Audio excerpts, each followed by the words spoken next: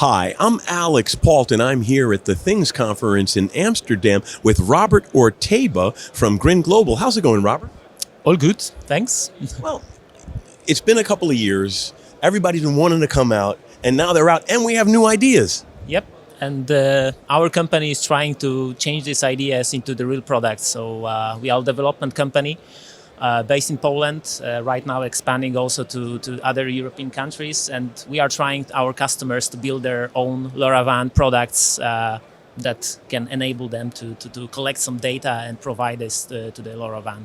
So you're a complete design and development house. They come in with an idea and you help them manifest it in product. Yes, everything from making the real specification, because very often they are coming to us with some bullet points or wish list, and this wish list very often is not doable. So we have to investigate what is possible, what not, choose the right technology, and build the whole product. So we are helping not only with defining what the real product should look like, but also later on how to build it, how to write the firmware, and later on how to change it into the production. So also helping from the idea to up to the production management. So this is everything that Grinn can help together with the certification, and so going through the whole chain of the services. Could you give me an example of an idea that you had to correct? A customer came in with an idea and you're like, almost, but really? Yeah, very often our customers are, especially some startup ideas, they are coming with some pre-selected technologies like I would like to make this sensor based on Wi-Fi, and for example it doesn't fit into their application because they would like to use the Wi-Fi, and from the other side they would like to have a battery operated device that will last on the battery for at least 5 years. Of course it's hard to do this with combining those two technologies, but for example changing the communication from Wi-Fi to LoRaWAN could enable them to do this. So so here on this conference, few of our customers were presented also on this hall of fame with the devices. So 2 our designs are present here. So we built, for example, for one of our customers, the smart lock with LoRaWAN, and also hand hygiene sensor for hospitals. So those were the two designs that you had here. It was the hygiene, and the smart lock. Yes, and they were also presented here on the main scene. So this was our job to make it happen.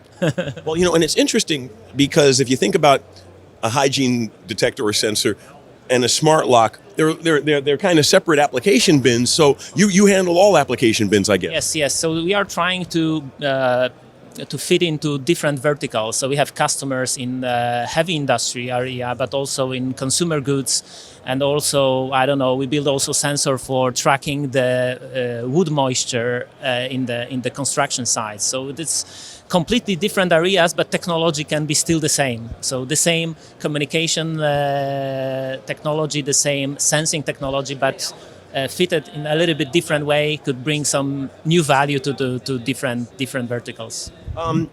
Is there a vertical that you see a lot of traction in, or is it literally across the board? It's really across the board. When I see that LoRa could make a perfect sense, it's for sure everything from agriculture, but also any kind of smart building application. Especially right now, we also build it in one of our latest products. In our latest design, we also embed the LoRa technology into the smart metering infrastructure to improve the energy efficiency in the building. So right now, I think that this is a hot topic, especially in Europe with... No pun intended.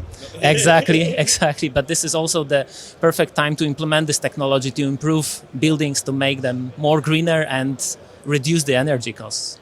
Well, it's all about that, right? Because you don't just have to have more efficient systems, you have to monitor them and manage them more efficiently as well. It's all like a gestalt now. Yeah, and of course, to make it happen, you can use some of the existing sensors from different vendors, but very often to improve some really area in the buildings, you need to build something new. And this is when Grinn can come and really to solve such issues. Now, what would you say is the strangest application you've ever had someone come to you for a solution on? Strangest. Yeah, there was one. Maybe I will not mention about. Don't name names. No. But I think that what was really challenging and really nice idea was this hand hygiene sensor, because this was about to improve the hand hygiene in the hospitals, and it was way before COVID came. So it was 3 years before, and there was for me it was.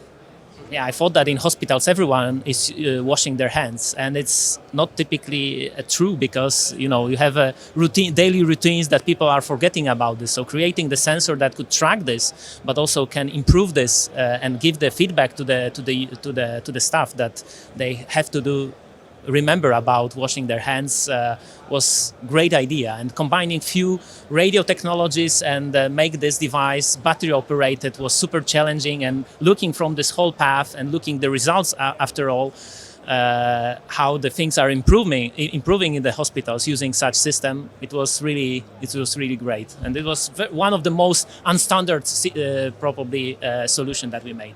Well, Robert, when you think about that kind of an application, how exactly, I mean, maybe you don't know the details, but I mean, is it using sensors to check the hands, or is it making sure you stand around a sink for a period of time, or? It's a combination, because you have to detect if someone was passing through, scan some identity, and later on track if someone put his hand below the unit. So there is several problems that you have to solve to make the whole solution happen. But then that actually is a window into the complexity of an IoT solution, right? Sensors, intelligence, integration. Exactly. And on the top of that, you have to also implement the proper security level. Especially right now, this is also a hot topic, but it's not hot because people have to think that the small devices could be also sometimes some gateways for thefts and those kind of things. So we have to protect our data. So that's why all the solutions that we are making, we are trying to make them as secure as possible to protect our customers and the users to store their data, or to use them not in the right way. Well, nowadays security is functionality. Yeah, exactly. But not everyone is thinking about this, because it's not the feature that someone will see. But it's super important to keep it in mind and to really implement it from the beginning in the products. Thanks for reminding us of that important aspect. I really appreciate you taking the time to talk to us at this very busy show. And don't forget, we're going to have Jaap Groot from Ignion here talking about the Intelligent Antenna Cloud.